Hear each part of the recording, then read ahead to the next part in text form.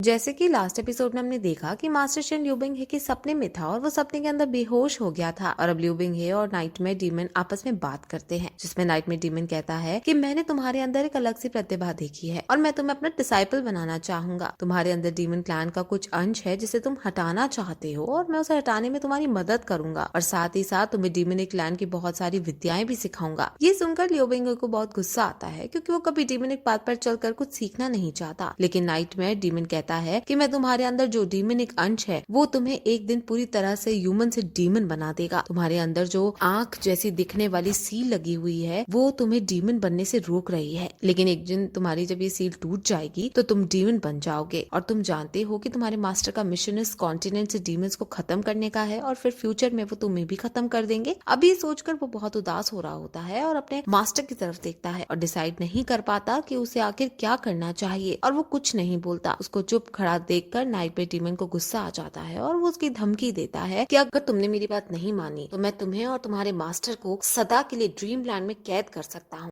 वो डायलॉग तो सुना ही होगा ना आपने, मैं दौड़ना चाहता हूँ, उड़ना चाहता हूँ, बस रुकना नहीं चाहता। विंसो पर स्टम्बल गाइज भी कुछ ऐसा ही गेम है, एक ऐसा शानदार ऑनलाइन मल्टीप्लेयर गेम जहाँ रेस जीतने पर 5,000 रुपए मिलते हैं। रेस जीतना भी है और दूसरों को नॉकआउट भी करना है, तो अभी विंसो ऐप डाउनलोड करो और खेलो स्टम्बल गाइज। विंसो, क्योंकि जीत पर सबका हक है।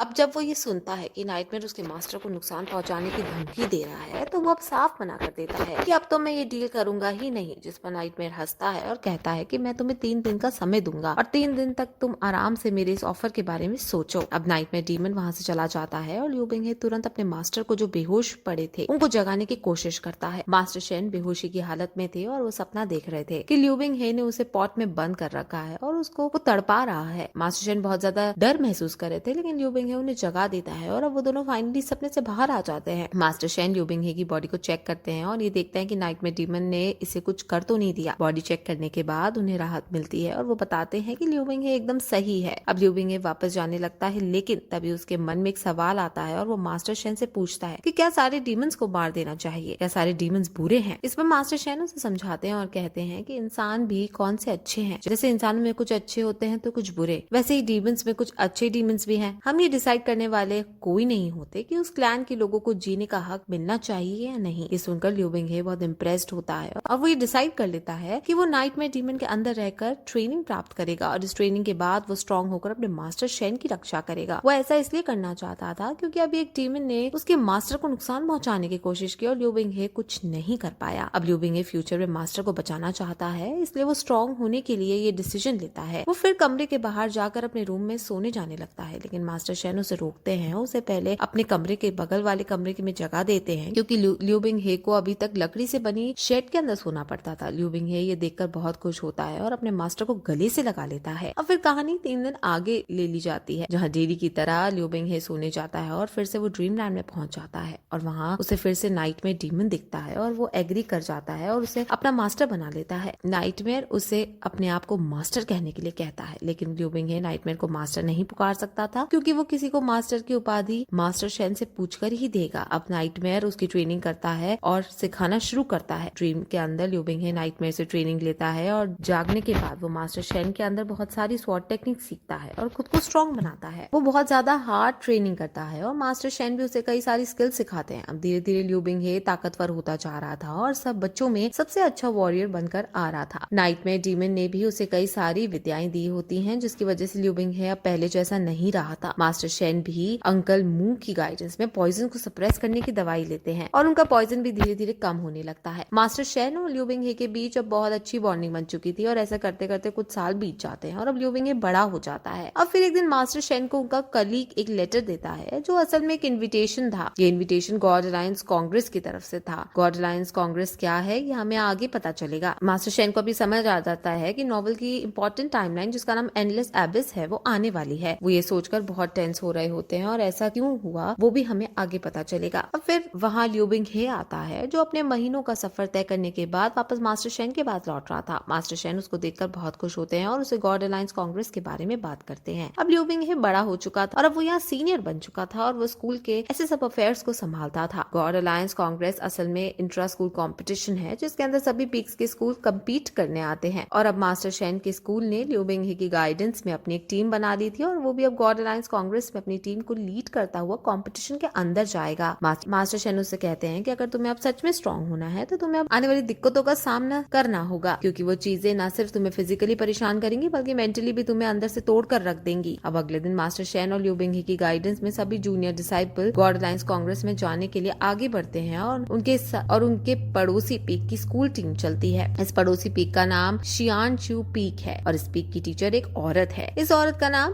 किंग की है। उनके स्कूल के डिसाइपल्स को भी एक लड़की लीड करती है और इस लड़की का नाम लियू मिंग यान है और ये बहुत सुंदर लड़की है। ये दोनों स्कूल्स अब आगे बढ़ते हैं और गॉड अलायंस कांग्रेस की तरफ जाने लगते हैं। रास्ते में मास्टर शेंकी के साथ चेस खेलती है और शेंकी मास्टर शेन का बहुत मजाक उड़ाती है और मास्टर शेन थोड़े परेशान होते हुए नजर आते हैं। ये सीन काफी फनी था। वहीं दूसरी तरफ लियू बिंगहे और लियू मिंगयान एक दूसरे से बातें करते हैं और उनमें दोस्ती हो जाती है। अब फिर वो चलते चलते गॉड अलायंस कांग्रेस पहुंच जाते हैं और सभी मास्टर्स अब वीआईपी एरिया में जाकर मिलते हैं और वो सभी ओल्ड पैलेस मास्टर को ग्रीट करते हैं। ओल्ड पैलेस मास्टर की बेटी इस कॉम्पिटिशन को ऑर्गेनाइज करती है और होस्ट करती है और सभी टीम्स को वो इंट्रो देती है और सभी को रूल समझाती है। ये कॉम्पिटिशन 7 दिन तक चलने वाला है और इस कॉम्पिटिशन का मैच फील्ड एक जंगल है जिसे चारों तरफ से बैरियर से प्रोटेक्ट कर दिया गया है। इस बैरियर के अंदर कई तरह के बीस्ट्स हैं। सभी स्कूल के बच्चों को इस जंगल में छोड़ दिया जाएगा और स्कूल्स को बीस्ट का शिकार करना होगा। जो स्कूल सबसे ज्यादा बीस्ट मारेगा वो स्कूल जीत जाएगा और उसे गॉड अलायंस कांग्रेस का विनर घोषित कर दिया जाएगा। अब सभी बच्चे रूल्स को सुनकर बहुत एक्साइटेड हो जाते हैं और कुछ बच्चे गोंगई शियाओ नाम के बारे में बात कर रहे थे। गोंगई शियाओ बहुत ताकतवर था और सबको यही लग रहा था कि वही जीतेगा, लेकिन इस साल इनके बीच लियू बिंगहे ही मौजूद है और सभी ने लियू बिंगहे के बारे में काफी सुन रखा था, इसलिए वो सभी डिस्कस कर रहे थे कि आखिर लियू बिंगहे और गोंगी शियाओ में फिर से फर्स्ट कौन आए। अब फिर कंपटीशन स्टार्ट किया जाता है और सभी बच्चे बैरियर के अंदर जाने लगते हैं और अब उनके जाते ही वहाँ सारे बीस्ट उन्हें देखकर उन पर अटैक करने लगते हैं। वहाँ पर एक वैंग रोंग नाम की लड़की थी जिस पर एक बीस्ट अटैक कर देता है। वो बीस्ट के हाथ मरने ही वाली होती है कि तभी वहाँ सही टाइम पर लियू बिंगहे आ जाता है और उसे बचा लेता है और अब फिर लियू बिंगहे एंड रोंग के पास जाकर उसे बातें करता है और उसे सावधान रहने के लिए कह रहा होता है कि तभी वहाँ एक और बीस्ट आकर उस पर हमला कर देता है। लियू बिंगहे तैयार नहीं था और बीस्ट उन पर अटैक करने ही वाला था कि वहाँ गोंगई शियाओ आ जाता है और वो उनको बचा लेता है। लियू बिंगहे इशारों में गोंगई शियाओ को धन्यवाद बोलता है और गोंगई शियाओ भी लियू बिंगहे को वेलकम करके आगे बढ़ जाता है। अब फिर लियू बिंगहे अपनी टीम के साथ बीस्ट को ढूंढता है और आगे बढ़ता है, लेकिन वो एक भी बीस्ट नहीं मार पाता क्योंकि लियू बिंगहे के साथ चल रहे डिसाइपल्स कमजोर थे और आलसी भी थे, जिस वजह से वो एक भी बीस्ट को नहीं मार पाते। लियू बिंगहे ने वैंग रोंग की जान बचाई थी, जिस वजह से वैंग रोंग की बहन उसके पास आकर उसे धन्यवाद बोलती है। लियू बिंगहे के साथ चल रहे सभी डिसाइपल्स बहुत ज्यादा थक जाते हैं क्योंकि वो सुबह से चले जा रहे थे और वो सभी अब रेस्ट करना चाहते थे। लियू बिंगहे उनकी बातें समझता है और उनको रेस्ट करने की इजाजत दे देता है, जिसके बाद सभी एक नदी किनारे जाकर पानी पीते हैं और नदी में जाकर खेलने लगते हैं। वही दूसरी तरफ हम सभी मास्टर्स को देखते हैं जो बच्चों पर नजर रख रहे थे और कौन सा स्कूल सबसे ज्यादा बीस्ट का शिकार करेगा। वही दूसरी तरफ अब हम लियू मिंगयान को देखते हैं जो अपनी शानदार स्किल्स का प्रदर्शन दे रही थी और वो जंगल के सबसे खतरनाक बीस्ट से लड़ रही थी और फिर फाइनली वो उसे हरा भी देती है। लियू मिंगयान के डिसाइपल लियू मिंगयान की काबिलियत को देखकर बहुत खुश होते हैं। असल में स्कूल की तरफ से सारे बीस्ट अकेली लियू मिंगयान ही मार रही थी और सारे डिसाइपल आराम से आगे बढ़ रहे थे। इससे हमें ये पता चल जाता है कि लियू मिंगयान कितनी ताकतवर लड़की है, अब जो अपनी टीम को लीड करते हुए आगे बढ़ती है और फिर ये इस तरह ये एपिसोड यहीं खत्म हो जाता है।